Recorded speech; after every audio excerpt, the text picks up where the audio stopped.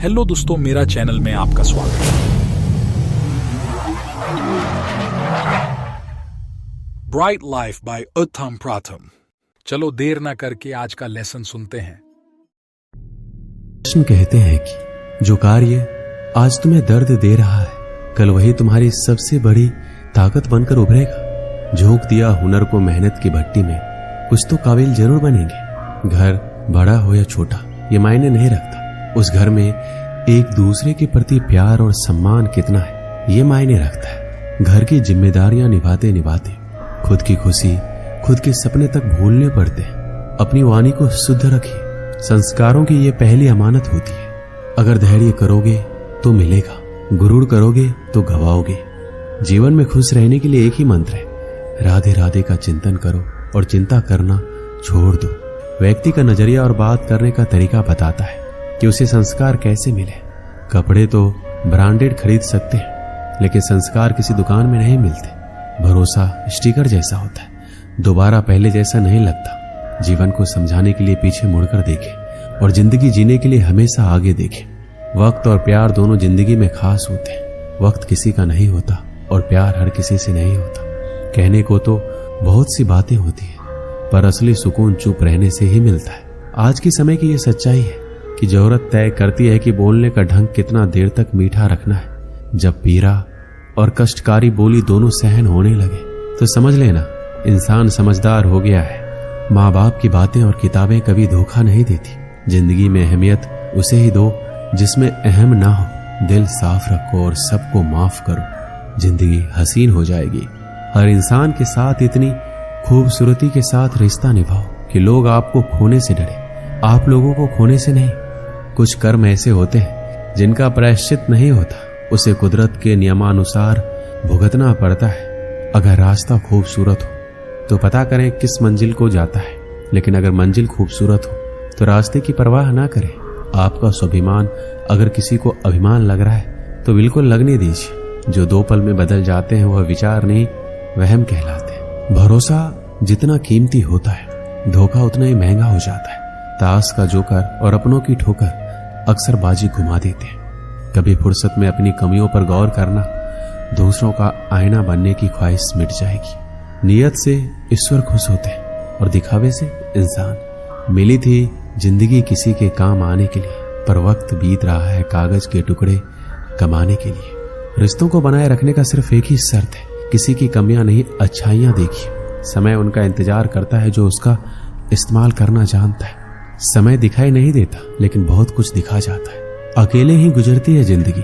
लोग तसल्लियां तो देते हैं पर साथ नहीं। पत्थर में एक कमी है कि वो पिघलता नहीं है, मगर एक खूबी भी है कि वो इंसान की तरह बदलता नहीं है। भरोसा उस पर करो जो तुम्हारी 3 बातें जान सके, हंसी के पीछे का दर्द, गुस्से के पीछे का प्यार और आपके चुप रहने की वजह। जल्दी जागना हमेशा ही फायदेमंद होता है, फिर चाहे वो नींद से हो या अहम से या फिर वहम से। प्रशंसा चाहे जितनी कर लो, अपमान सोच समझ कर करना, क्योंकि अपमान वो उधार है जो अवसर मिलने पर ब्याज सहित लौटता है। जीवन एक ऐसा रंगमंच है जहां किरदार को खुद पता नहीं होता अगला दृश्य क्या है। रिश्तों की चाय में शक्कर जरा माप के रखना चाहिए। फीकी हुई तो स्वाद नहीं आएगा, ज्यादा मीठी हुई तो मन भर जाएगा। प्रेम सदा माफी मांगना पसंद करता है और अहंकार सदा माफी सुनना पसंद करता है। इज्जत किसी इंसान की नहीं होती, जरूरत की होती। जरूरत खत्म तो इज्जत खत्म, यही दुनिया का सच है। जीवन में कभी भी मुसीबत आए तो किसी से मदद मत मांगना, क्योंकि मुसीबत थोड़ी देर की होती है और एहसान जिंदगी भर का रह जाता है। आप कब सही थे इसे कोई याद नहीं रखता, लेकिन आप कब गलत थे इसे सब याद रखते। ठंड में हाथ काम नहीं करते और घमंड में दिमाग काम नहीं करता। छोटी छोटी बातों पर वही लोग गुस्सा करते जिन्हें हमारी फिक्र होती है। बुराइयां ढूंढने का शौक है तो शुरुआत खुद से कीजिए, दूसरों से नहीं। जिंदगी में अगर खुश रहना है तो दूसरों की बकवास को अनदेखा करना सीखो। मुसीबत आए तो ये मत सोचना कि अब कौन काम आएगा, बल्कि ये देखना कि अब कौन साथ छोड़कर जाएगा।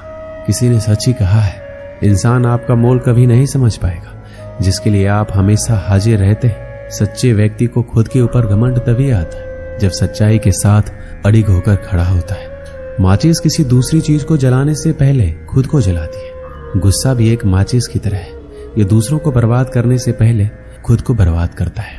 रिश्ते निभाने के लिए बुद्धि नहीं, दिल की शुद्धि होनी चाहिए।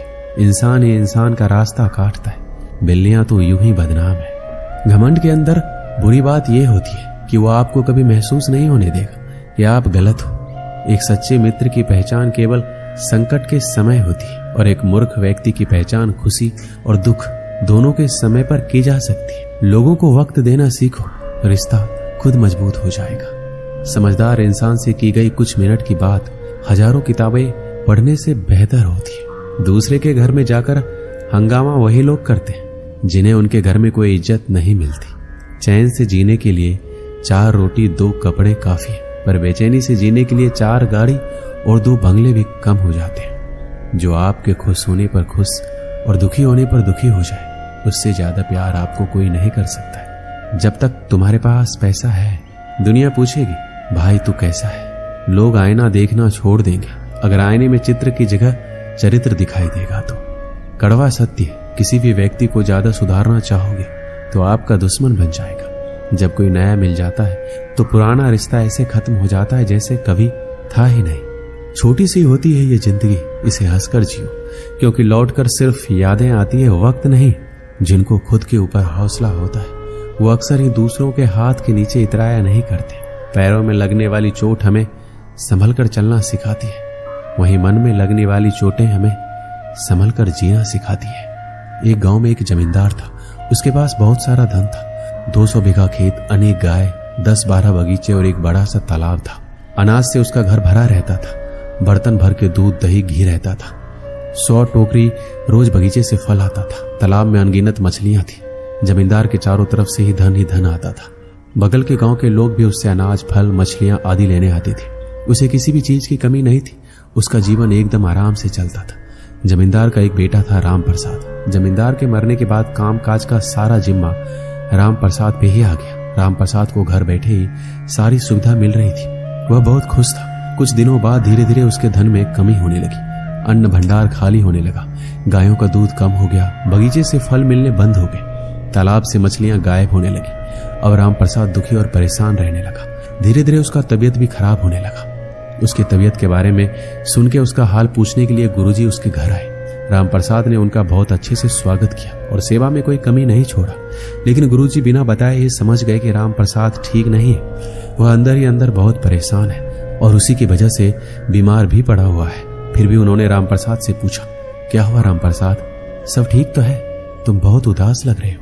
तब उसने कहा, क्या बताऊं गुरुजी, कुछ समझ नहीं आ रहा है। मेरा सारा धन दौलत खत्म होता जा रहा है। इसी की चिंता से मैं बीमार हो गया हूं। अब आप ही कुछ उपाय बताइए जिससे मेरा धन दौलत पहले जैसा हो जाए। तो गुरुजी ने कहा कि तुम चिंता मत करो, सब ठीक हो जाएगा, सब पहले जैसा हो जाएगा। सबसे पहले तुम मुझे अपना दिनचर्या बताओ। तो राम प्रसाद ने बताया, गुरुजी चिंता के कारण रात में जल्दी नींद नहीं आती, इसलिए सुबह देर तक सोता रहता हूँ। फिर स्नान करता हूँ, उसके बाद भोजन और फिर दोपहर में सो जाता हूँ। फिर जब सोकर उठता हूँ तो शाम के समय अपने मित्रों के साथ बिताता हूँ। फिर रात को जब बिस्तर पर जाता हूँ तो वही चिंता सताने लगती है, इसलिए मुझे सोते सोते देर हो जाती है। गुरुजी ने कहा, क्या कभी अपने खेतों में घूमने जाते हो या नहीं? तो उसने बताया, नहीं गुरुजी, मैं कभी नहीं जाता हूँ, मेरा सारा काम मेरे नौकर चाकर करते हैं। गुरुजी समझ गए कि अपने कारोबार का देखभाल ना करने के कारण इसकी ये बुरी हालत हुई है। उन्होंने राम प्रसाद से कहा कि मेरे पास एक उपाय है, यदि तुमसे ये काम हो जाएगा तो तुम्हारी धन दौलत दोबारा वापस आ सकती है। राम प्रसाद ने तुरंत हाँ बोल दिया। फिर गुरुजी ने कहा, सप्ताह में किसी एक दिन स्वर्ग से एक बहुत सुंदर अद्भुत चिड़िया आती है जो सुबह 4 बजे तुम्हारे बड़े वाले तालाब के किनारे पर बैठती है। वह इतनी सुंदर है कि उसे देखते ही किसी भी इंसान का सारा दुख दूर हो जाता है। वह सुखी, स्वस्थ और संपन्न हो जाता है। यदि तुम एक बार भी उसका दर्शन कर लोगे तो तुम्हारा सारा दुख दूर हो जाएगा और तुम एकदम पहले की तरह स्वस्थ हो जाओगे और तुम्हें कभी भी धन की कमी नहीं होगी। सबसे पहले तुम्हें सुबह उठकर अपने भंडार घर, गौशाला, खेतों, बगीचों को प्रणाम करते हुए तालाब के पास पहुंचना है। वहां सप्ताह में किसी भी दिन तुम्हें वह स्वर्ग वाली चिड़िया दिखाई दे सकती है। गुरुजी इतना बोलकर अपने घर वापस चले गए। दूसरे दिन राम प्रसाद सुबह 4 बजे उठकर सबसे पहले अपने अन्न भंडार की तरफ गया। वहां उसने देखा कि उसका एक नौकर 4 आदमियों के साथ भंडार घर से चावल की कुछ बोरियां निकालकर वहां खड़ी बैलगाड़ी पर लाद रहा है। तब वो नौकर राम प्रसाद को देखा तो डर के मारे थर थर कांपने लगा, उससे माफी मांगने लगा। रामप्रसाद ने उससे चावल की बोरियां ले ली और नौकर को निकाल दिया। फिर वह बगीचे की ओर गया। वहां जाकर देखा कि बगीचे की रखवाली करने वाला अपने पूरे परिवार के साथ टोकरी में फल भरकर अपने घर की ओर ले जा रहा है। और जब वह अचानक रामप्रसाद को देखा तो उसके होश उड़ गए। रामप्रसाद ने उसे भी नौकरी से निकाल दिया। जब वह अपने खेतों में पहुंचा तो देखा कि गांव के कुछ लोग खेतों से अनाज के गट्ठर अपने सिर पर लेकर जा रहे हैं। रामप्रसाद ने देखा तो उन लोगों से अपना अनाज का गट्ठर वापस रखवाया और उन्हें एक कड़ी सजा दी। इसके बाद वह तालाब के पास पहुंचा। वहां कुछ लोग तालाब में जाल डालकर मछलियां पकड़ रहे थे। रामप्रसाद को देखते ही वह जाल छोड़कर भाग गए। रामप्रसाद बहुत देर तक उस चिड़िया का इंतजार किया, लेकिन वह चिड़िया उसे कहीं नहीं दिखी। फिर वह वापस अपने घर आ गया। रामप्रसाद अपने पुराने नौकर को निकालकर दूसरे नौकर को काम पर रखा। दूसरे दिन जब वो दोबारा उस अद्भुत चिड़िया को देखने निकला तो उसने देखा कि भंडार घर के सारे नौकर सो रहे हैं, कोई काम नहीं कर रहा है। फिर उसने सबको जगाया और अच्छे से काम करने को कहा। इसी तरह सब जगह घूम घूम कर देखा और सबको अच्छे से काम करने को कहा। तीसरे दिन जब वह सुबह बाहर निकला तो देखा कि उसके सारे के सारे नौकर बड़ी लगन से काम कर रहे हैं। कोई भी नौकर आलसपन नहीं दिखा रहा है। लेकिन उस दिन भी वह अद्भुत चिड़िया दिखाई नहीं थी। अब उसके यहाँ काफी दूध, फल और अनाज होने लगा। एक हफ्ते के अंदर ही उसके घर की स्थिति में काफी सुधार हो गया। सब हरा भरा हो गया। भंडार घर अनाज से भर गया। गायें अधिक से अधिक दूध देने लगी। खेतों में फसल लहलहाने लगा और तालाब में मछलियां भी दिखाई देने लगी। लेकिन अभी भी वह चिड़िया दिखाई नहीं दी। एक दिन फिर गुरुजी रामप्रसाद के घर आए। रामप्रसाद ने खुशी खुशी उनका स्वागत किया। इस बार उसके चेहरे पर उदासी नहीं बल्कि खुशी दिख रही थी। गुरुजी ने उससे पूछा, कैसे हो रामप्रसाद, सब ठीक चल रहा है? और स्वर्ग वाली अद्भुत चिड़िया दिखी कि नहीं? रामप्रसाद ने गुरुजी से कहा, नहीं गुरुजी, आपके कहे अनुसार मैं रोज तालाब के पास जाता था। आज 7 दिन हो गए लेकिन अभी तक वह चिड़िया मुझे दिखाई नहीं दी। तब गुरुजी ने कहा, क्या तुम्हें पहले से ज्यादा अनाज, फल और दूध नहीं मिल रहे? रामप्रसाद ने कहा, हाँ गुरुजी, ये तो है। ये सब चीजें मुझे पहले से अधिक मात्रा में मिलने लगी है और अब मुझमें कभी थकावट नहीं होती है, बल्कि पहले से ज्यादा स्फूर्ति आ गई है। पर गुरुजी, आप मुझे ये बताइए कि अभी तक मुझे उस अद्भुत चिड़िया का दर्शन क्यों नहीं हुए? क्या मैं वहां जाने में देरी कर देता हूँ? तब गुरुजी ने बताया, देखो रामप्रसाद, मेहनत ही स्वर्ग का अद्भुत चिड़िया है।